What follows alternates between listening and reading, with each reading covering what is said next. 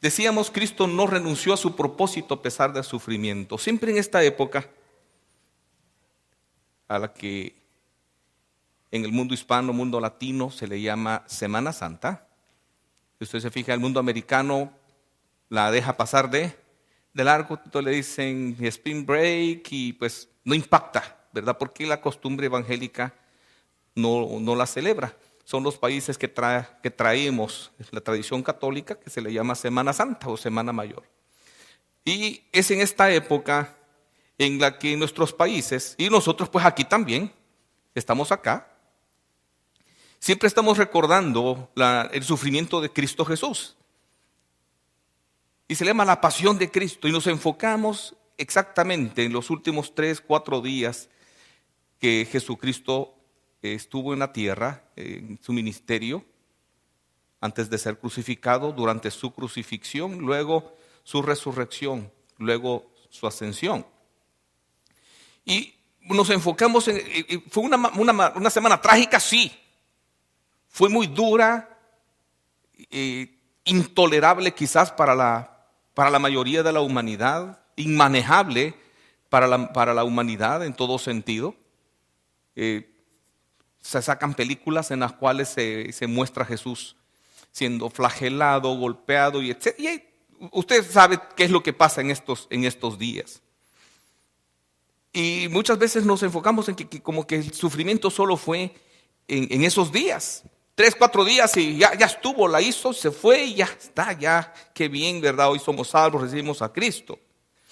Pero si nosotros somos acuciosos y estudiamos los evangelios de Jesucristo, nosotros podemos ver que desde que comienza el ministerio, comenzó su sufrimiento. No lo comenzó en el momento que estuvo a punto de ser crucificado. Ese fue el punto máximo, el clímax de lo que Jesucristo sufre. Usted puede ver, pues, y vamos a enumerar algunas. No me voy a detener en todas, pero sí voy a mencionar muchas para que usted se haga una idea. Y hay textos detrás de cada una de las que voy a mencionar. Y si nos ponemos a ver cita por cita, pues no terminamos hoy en toda la tarde y nos restaría la noche para poder terminar y mencionar y explicar cada una de estas citas. Usted sabe que Jesucristo, en el momentito en que nace, Herodes trató de matarlo. Para nadie es desconocido, ¿sí o no? Porque eso se menciona siempre también durante la Navidad. O sea, desde su nacimiento, él trae ese sufrimiento que, si bien es cierto, no lo percibe en su ser humano, ¿verdad? Porque en su ser humano todavía no estaba desarrollado, pero sí fue algo real. La Biblia nos menciona, por ejemplo, en Juan 1:11, que ese sí lo vamos a ver. Cristo debió haber sido esperado por su nación. Cristo debe haber sido recibido por su nación. Cristo debió el mundo religioso tuvo que haber estado preparado, pero usted puede ver en la Escritura que a los suyos vino y los suyos no la recibieron. ¿A quién se refería aquí? Al pueblo judío. Al pueblo judío. Imagínate, ¿Cristo lo sabía? Sí lo sabía. Él sabía todo lo que iba a pasar en su torno en el momento de estar en el cielo y encarnarse. Y a pesar de saber que iba a estar en un ambiente 100% hostil, oiga, 100% hostil, eso no evitó que Él viniera. ¿Sí o no? Y nosotros subimos el sufrimiento. Si nos dicen, mira, no vayáis allá a Walmart, ahí está la migra, ¿quién se va a acercar? ¿Sí o no? Bueno, no. Hasta los que tenemos papeles no nos acercamos. ¿Sí? Porque ven cara de latino, pues se agarran, ¿verdad? Y van parejo. Porque siempre buscamos no sufrir. Siempre. Yo quiero que te enfoques en eso. ¿Cuántas veces tú has renunciado a algo porque hueles sufrimiento o estás sufriendo en ese lugar? ¿Sí o no? A nadie le gusta que lo traten mal. ¿O sí? Bueno, al que le gusta que le traten mal, pues, avíseme y le conseguimos ayuda psicológica, mi mamá. porque como que los tornillos no están muy bien ajustados. Necesitaríamos una calibradita allí. Pero imagínate, Cristo sabía que iba a ser rechazado. Y vamos a mencionar otras. Iba a ser rechazado también por su ciudad. Eso lo puedes leer en Juan 4:29. ¿Verdad? No lo vamos a leer. Su ciudad, o sea, donde él crece. Nazaret. Se burlan, los rechazan. ¿Verdad? Si quieres, anótalos. El grupo de amigos, cuando Cristo está allí, se está manifestando en Jerusalén y llega nuevamente a Nazaret, porque ya en Jerusalén querían matarlo. El grupo de amigos, su grupo más íntimo de amigos, también lo rechaza y se burla de él. Fíjate bien. ¿Cuántas veces nosotros sufrimos porque nuestros amigos nos hacen algo? Y decimos, si es un amigo así, pues ¿para qué quiero enemigos? Suficiente con los amigos que tengo. ¿Verdad? Otra, su propia familia. Tú lo puedes ver, y eso sí lo vamos a ver en Juan 7, 3-5. Su propia familia. Y posiblemente incluida aquí hasta María, porque ahí no se especifican nombres. ¿Verdad? Pero, y le dijeron sus hermanos, sal de aquí, vete a Judea, para que también tus discípulos vean las obras que haces. O sea, lo están confrontando. Estas palabras leídas pues no transmiten mucho, pero tienes que ubicarte mentalmente en el momento en que Cristo está. Se están burlando de él. Vete. ¿Por qué? Porque Cristo durante sus primeros 30 años vivió en una forma común y corriente, igual que todos nosotros. Así de sencillo. Él comenzó a hacer manifestaciones gloriosas, comenzando su ministerio. Porque ninguno que procura darse a conocer hace algo en secreto. Si estas cosas haces, manifiéstate al mundo. El 5 nos dice el por qué están hablando de esta forma. Porque ni aun sus hermanos creían en él. Yo sé que la gran mayoría de nosotros venimos de hogares disfuncionales en nuestros países. Porque nuestros padres se enfocaron en trabajar para darnos de comer y vestirnos. ¿Me equivoco? Y muchas veces pues nunca nos educaron en la forma como nos llevábamos en la familia. Muchas veces nos relacionamos a base de trompones, ¿sí o no? Esa fue nuestra relación. En el mundo judío no era así, siempre se fomentó el respeto. Y tú puedes ver pues el respeto que le tenían a Jesús sus propios hermanos. Burlas, rechazo. ¿Cuántos? Fíjate bien. Te voy a hacer una pregunta directa. ¿Cuántos les costó recibir a Cristo por miedo a su familia? Yo he tenido contacto con varios. O que reciben a Cristo y no le dicen a su familia en México. Pues, ¡ay, que mi familia está! ¡Ay, no! ¡Ay, me van a! ¡Ay, qué me van a hacer! ¡Ay, qué me van a decir! ¿Me equivoco? Fíjate bien, ¿verdad? Porque eso es una realidad. Y Cristo, a pesar del rechazo de su familia, Cristo siguió enfocado en su ministerio, porque de ello dependía nuestra salvación. El mundo religioso, en el mismo Juan 7, versículo 1, el mundo religioso que debió haber estado preparado para recibirle, enfocado porque conocía las Escrituras, lo suficiente como para poder reconocer quién era él. Después de estas cosas andaba Jesús en Galilea, pues no quería andar en Judea porque los judíos procuraban. Cuando dice judíos acá, se está refiriendo a los religiosos. Sacerdotes, saduceos, escribas y fariseos. Y estaban buscando la manera de cómo matarlo. Imagínate, los que debieron haberlos recibido, los que debieron haber dicho, ¡hoy! Por fin vino, por fin llegó. Ya era tiempo, la hicimos.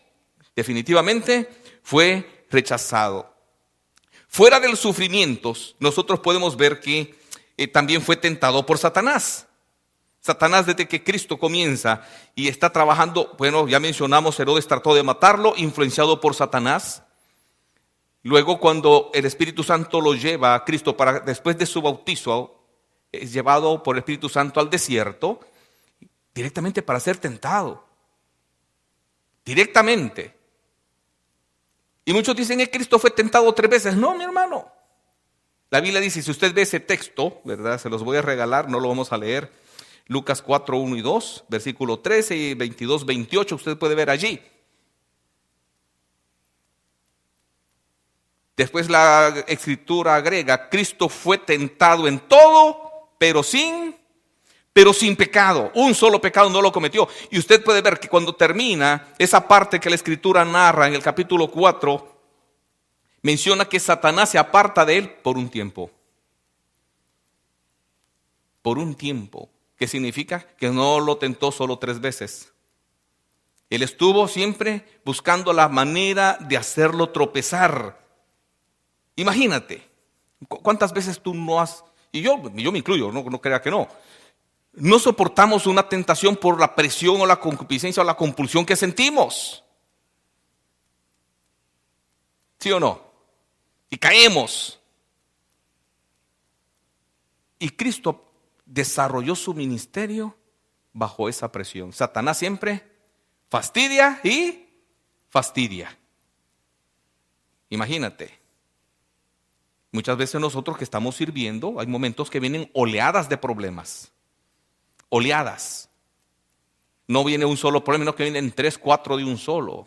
Y pues nosotros que somos limitados, pues nos desesperamos. ¿Cuántas veces no has querido renunciar a un ministerio o has querido hacer otra cosa porque mucha presión, porque mucho problema, sí o no? Ay, ¿para qué ir a la iglesia? Mira cómo estoy yendo. ¿Cuántas veces hay personas que se expresan de esa manera? Aparte de la tentación, Cristo también fue ridiculizado por donde Él vivía, de donde Él venía. Oh, es nazareno. Eso es gente corriente, gente de Nazaret puede salir algo bueno. Ese era el comentario entre ellos. Menospreciado hasta por su origen en ese sentido, ¿verdad? Aunque Él no nació en Nazaret, sí crece y se desarrolla allí.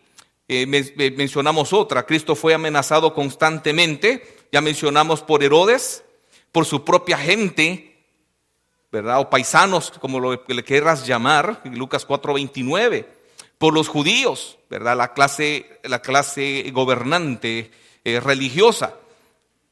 Y fíjate bien, ¿por qué lo amenazaban? Porque sanaba en día sábado. Tuvo muchos problemas porque para los judíos ni siquiera hacer el bien se podía el día sábado. Y Cristo vino a mostrar que el día sábado, pues, primeramente el día sábado había sido hecho por causa del hombre y no el hombre por causa del día de reposo. O sea, era beneficio para el hombre.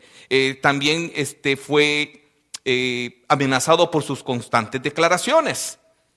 La mayor declaración que Cristo hizo que incomodó a esta gente fue: soy el Hijo de Dios. La más grande, ¿verdad? Intentaron hasta apedrearlo un par de veces y de matarlo por esas causas.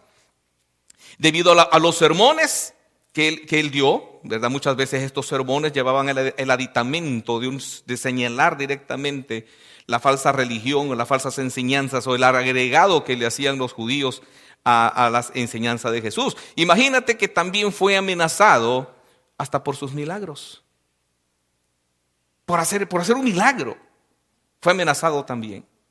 ¿Cuántas veces tú, cuando estás buscando ayudar a alguien, te responden mal o te salen y te pagan con un mal? ¿Tú te apartas, sí o no? Pues si está la vaina, ¿para qué estar ayudando a este? ¿Sí o no? Pues si somos. No estamos tratando de ayudar y me pagan mal por bien, entonces, que se friegue.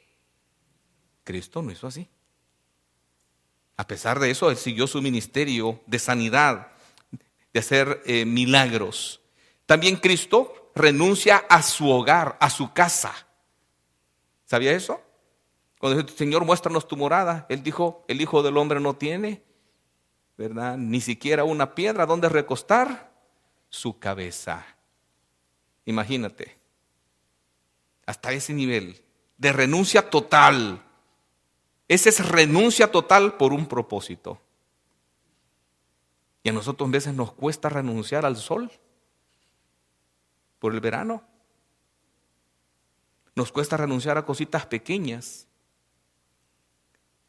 que son insignificantes para lo que Dios se merece, ¿sí o no? Nos cuesta. Otra que es dura, fue traicionado por uno de sus discípulos. Fíjate bien, Juan 13:21. Este texto muestra el impacto que tuvo en las emociones de Jesucristo el que Judas lo traicionara. Jesús lo sabía antes de que Judas lo fuese a hacer. El impacto que causó en él. Imagínate, el grupo, eran muchos discípulos, pero eran 12 los que estaban bien cercanos a Jesucristo. Podemos decir que fueron el grupo íntimo de Jesús, los que estuvieron cerca durante todos esos 3 años y medio. Había algunos que pues cuando Jesús llegaba a esa región pues se acercaban, estaban con él, y cuando Jesús iba de esa región no se iban con Jesús. Seguían con su vida cotidiana. En cambio estos 12 renunciaron a todo y anduvieron detrás de Jesús. Usted sabe, Judas pues renuncia con propósitos no espirituales, ¿verdad? Sino que él buscaba, lo que en buen salvadoreño dice, él buscaba componerse. Él era el tesorero y usted puede ver que la misma escritura dice que de ahí sacaba para robar, ¿verdad? Entonces, aquí dice, habiendo dicho Jesús esto, se conmovió en espíritu. Oye, le afectó sus emociones el decir esto. De cierto te digo que uno de vosotros me va a entregar. Él lo sabía. A esas personas que él había servido de bendición, él lo sabía. Y a pesar de eso, Cristo no rechaza a Judas. Le sigue dando el espacio y le sigue dando tiempo y le sigue dando ministerio a la par de él. Para que después no fuera, es que lo traicionó porque lo rechazó, lo traicionó porque tal cosa. Fue traicionado, abierto y directamente. Algo que nosotros como seres humanos no toleramos. No toleramos en ningún sentido. Cristo aguantó todo eso, ¿verdad? Recuerda pues también, Cristo fue negado por un amigo. Dentro del grupo íntimo de 12, había un grupo más íntimo todavía de 3. Y de entre ellos estaba Pedro. Y usted, hermano, conoce la historia. Pedro, en el momentito de la fricción, del problema, de lo más agrio de la situación en el que están ya enjuiciando a Cristo, Pedro lo niega. Y Cristo también lo sabía. Entonces, fíjate bien el ambiente en el que Cristo se estaba desarrollando, al punto que hasta habían momentos en que los mismos discípulos lo malentendían. Mateo 16, 6 al 11. Los mismos discípulos en su enseñanza le malentendían.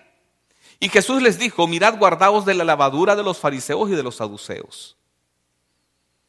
Ellos pensaban dentro de sí diciendo, fíjate bien, esto nos dice porque no trajimos pan. Cristo está hablando de levadura, sí es cierto, la levadura es necesaria para hacer el pan. Pero no está hablando del pan, está hablando de otra cosa. Entendiéndolo, Jesús les dijo, ¿por qué pensáis dentro de vosotros, hombres de poca fe, que no tenéis pan? ¿No entendéis aún, ni os acordáis de los 5 panes entre 5,000 hombres? ¿Y cuántas cestas recogisteis? ¿Recuerdan ese milagro, verdad? Sobraron 12 cestas llenas de comida, de unos pancitos y unos pescaditos por ahí. O sea, Cristo no necesitaba realmente algo físico para poder multiplicar. Ni de los 7 panes entre 4,000, y cuántas canastas recogisteis. Les está mencionando 2 milagros de multiplicación que él había hecho. ¿Cómo es que no entendéis que no fue por el pan que os dije que os guardaseis de la levadura de los fariseos y de los saduceos?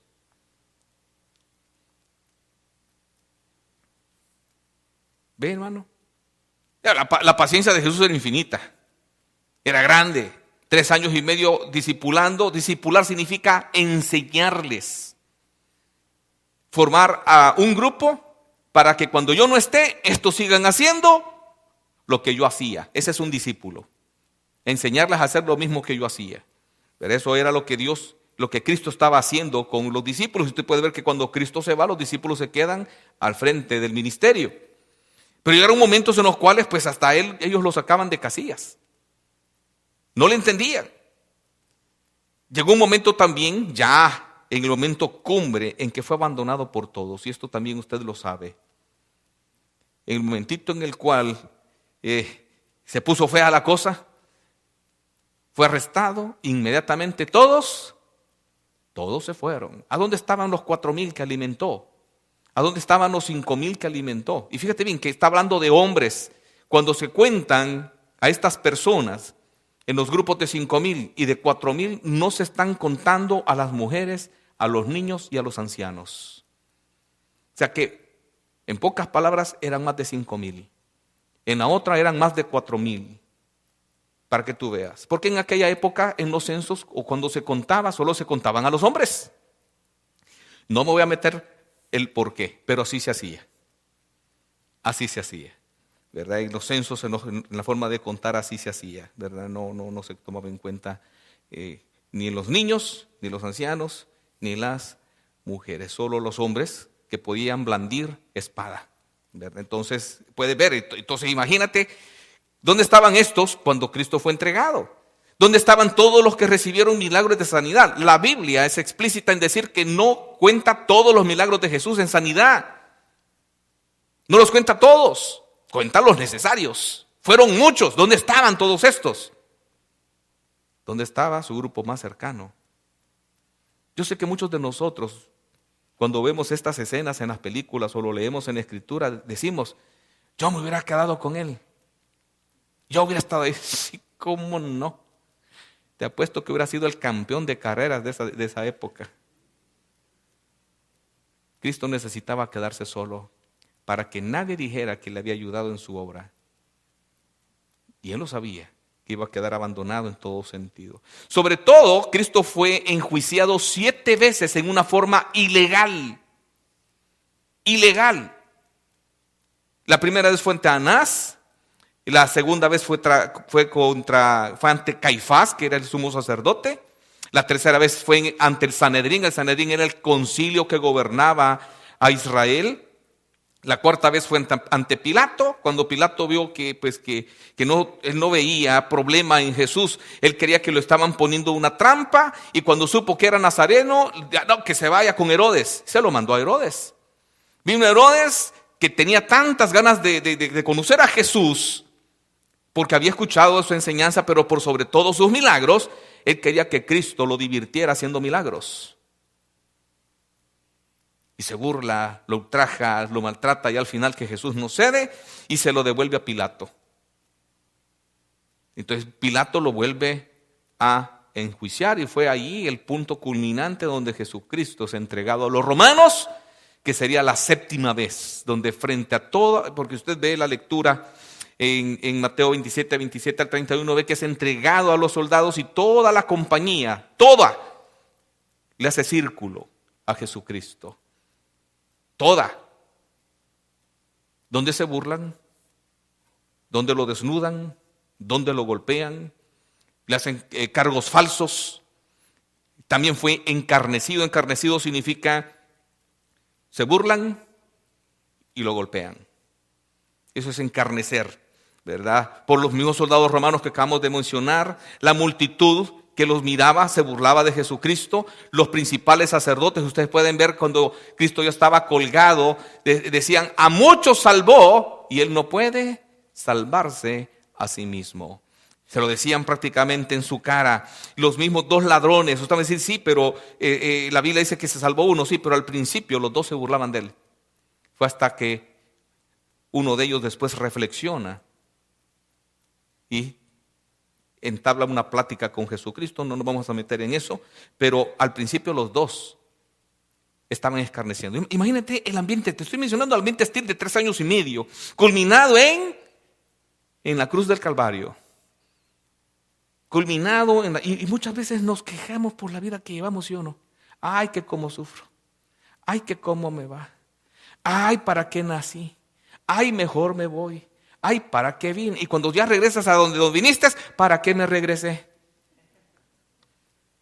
¿Sí o no? Es que no cabemos en el pellejo. Así decía mi papá, muchachito, no cabes en el pellejo, ¿verdad? Y él trataba de meterme en el pellejo a base cincho. Entonces, Cristo fue torturado, le abofetearon, le vendaron los ojos, le escupieron, lo golpearon, lo azotaron, le golpearon la cabeza con una caña, un palo que le pusieron para los soldados para estarse burlando de él a manera de cetro, ¿verdad? Le taparon los ojos, le pusieron un manto de color púrpura y con ese mismo palo se lo quitaban, le pegaban y le decían, ¿quién te pegó? ¿Quién te pegó? Y le volvían a pegar. Para que usted vea la crueldad con que la raza humana, y no me decir que los romanos y que los judíos, la raza humana completa, estábamos allí. Completa. Así que no digamos, es que si yo hubiera estado allí yo le ayudo. Hubiéramos estado del grupo que lo estaba fregando, porque es por nuestros pecados, los tuyos y los míos, que Cristo pasó todo eso. Así de simple y sencillo. Por nuestros pecados. Le pusieron una corona de espinas y al final fue crucificado. No bastándoles, usted sabe pues que para ver si él ya estaba muerto, fue atravesado con una lanza en su costado. 3 años y medio en los que fueron difíciles. Pero hay algo más todavía que sobresalta todo ese tiempo de Jesucristo. Y quiero que veamos Filipenses, por favor. Capítulo 2. Cristo tuvo una eternidad para pensarlo. Toda una eternidad. La Biblia dice que el plan de salvación fue hecho y creado desde antes de la fundación del mundo. Antes de que el mundo existiera, ya estaba hecho el plan de salvación. Ya estaba bajo el conocimiento de Cristo, no de Jesús, porque Jesús existe cuando es concebido en el vientre de María y donde se fusiona el hombre con la parte divina, Dios, y es donde Cristo es 100% Dios y 100% hombre, pero el Hijo existe desde la eternidad. Entonces, fíjate bien, cuando está hablando Pablo acá en Filipenses, de la manera como Cristo se humilló a sí mismo, Él espera que en nosotros haya el mismo sentir de servicio mutuo, de apoyo mutuo y de ayuda mutua. Dice, haya pues en vosotros este sentir que hubo también en Cristo Jesús. ¿Por qué? El cual siendo en forma de Dios. Y esto significa en el griego alguien que tiene todos los atributos de Dios. No estimó, o sea, Él no se agarró, no se aferró. El ser igual a Dios como cosa de que aferrarse, no se agarró a decir, yo por qué siendo Dios voy a ir a pasar todo ese tiempo por estos que pecaron voluntariamente, que hicieron las cosas como a ellos les gusta y yo voy a ir a sufrir por ellos. O sea, no se aferró el ser a Dios para decir que vayan y vean cómo les va, sino que se despojó a sí mismo, tomando forma de siervo, hecho semejante a los hombres. No se despoja de sus atributos, no se despoja de su divinidad, se despoja de su forma. Tomando forma de hombre, se humilló a sí mismo. ¿Por qué? Porque Dios el Creador toma forma de creación.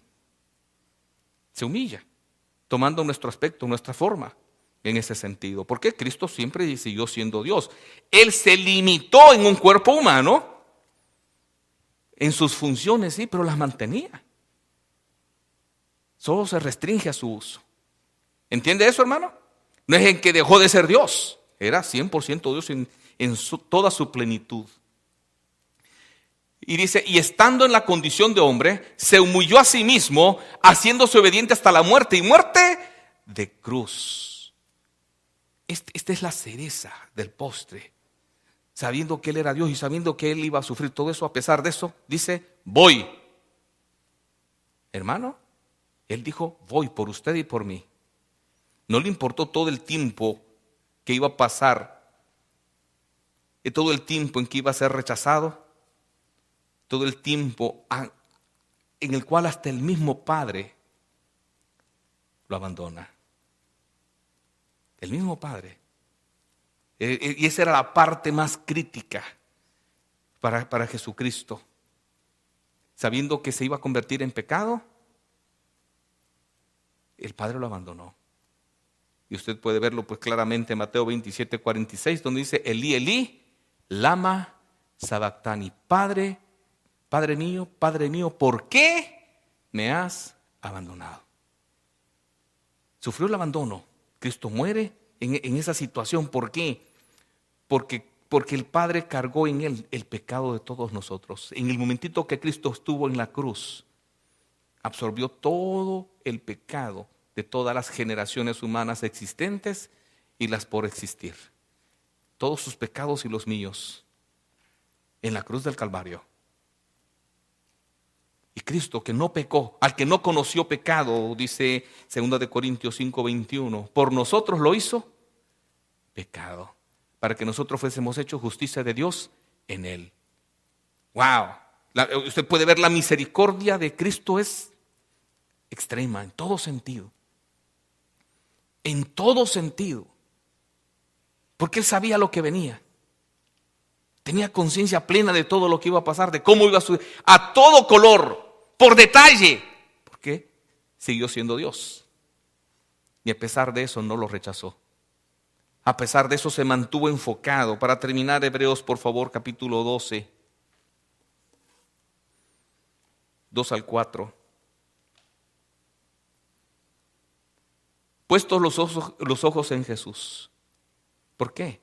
Porque Él es el autor y el consumador de la fe. El único que no se equivoca, el único que no se equivocó, el único que nunca se equivocará. De ahí todos los seres humanos somos limitados y podemos cometer errores. El cual, fíjate bien, por el gozo puesto delante de Él. Oye, cuando tú estás leyendo la Escritura, tú estás viendo que está sufriendo, está sangrando, se le está maltratando, se le está escupiendo, se le está golpeando. Y a pesar de eso, tuvo gozo. Va a decir que ¿cómo es posible? ¿Es que estaba drogado? ¿O qué? No.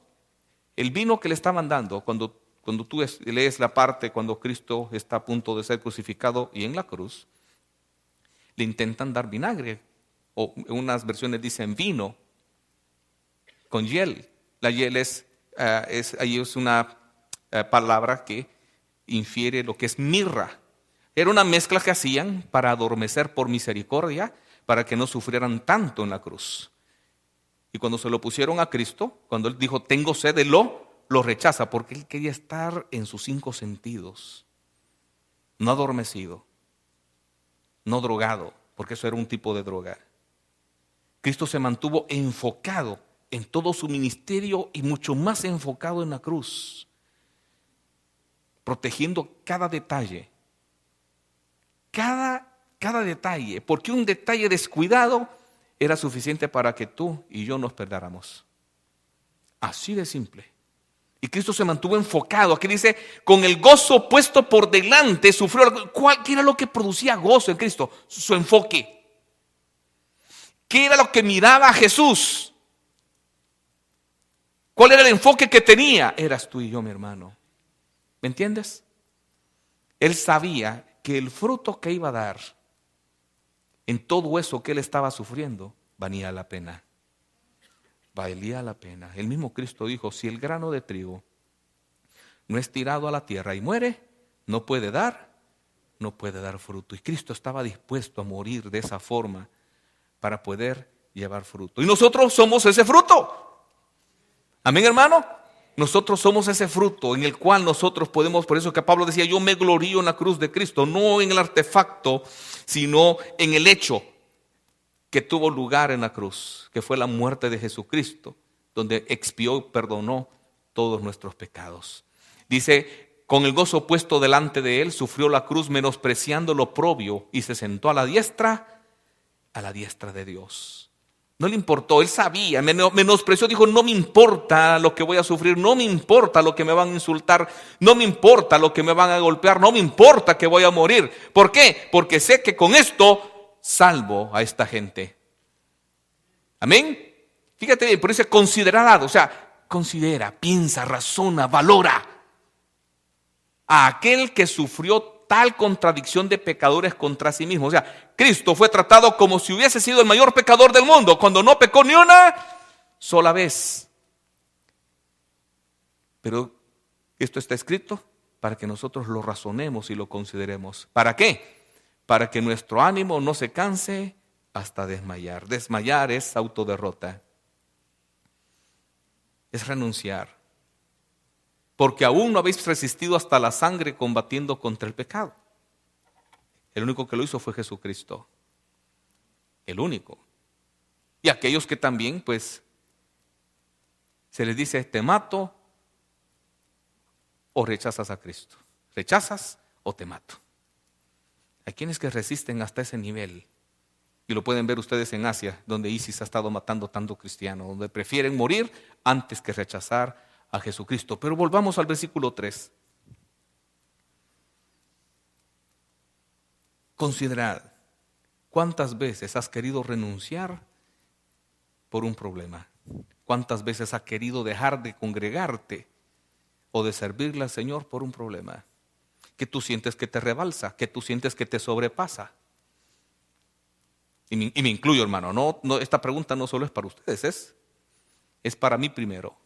¿Cuántas veces hemos querido tirar la toalla, desmayar, como dice allí? Esta carta es escrita cuando ya hay persecución. Y hay una persecución seria contra la iglesia, fuerte. Y Pablo aquí les recuerda a los que están leyendo la carta a los hebreos la bendición que tenemos en Cristo Jesús. Que a pesar de haber sufrido todo eso y de saberlo, no nos dejó tirados. Cualquier sufrimiento que nosotros podamos tener es pequeño al que Cristo tuvo. Cualquier sufrimiento que nosotros podamos tener, cualquiera que sea, no nos arrebata la salvación que Cristo nos dio. ¿Puede ver eso, hermano? Por eso es importante que tú pienses y te hagas esta pregunta. ¿Estoy viviendo a la altura de lo que mi Salvador se merece? ¿O cada vez que tengo un problema titubeo? Cada vez que tengo un problema quiero tirar el ministerio. Cada vez que tengo un problema quiero dejar de congregarme. Porque problemas siempre van a haber, hermano. Y tú tienes que considerar. Y es lo que te dice Pablo, considera. Piensa, razona lo que Cristo hizo. ¿Crees que vale la pena tirar? ¿Crees que vale la pena soltar por el sufrimiento poco que estamos teniendo, tirar la salvación y tirarnos, irnos al mundo? Y no valorar lo que Cristo hizo por nosotros. Tú valora. Si la forma como tú vives, solo tú la conoces, yo conozco la mía y el Señor. Y la forma como tú reaccionas ante las pruebas es la manera digna de manejarlas y la manera digna de reaccionar al que lo dio todo por nosotros. Que Dios te bendiga. Amén. Gloria al Señor.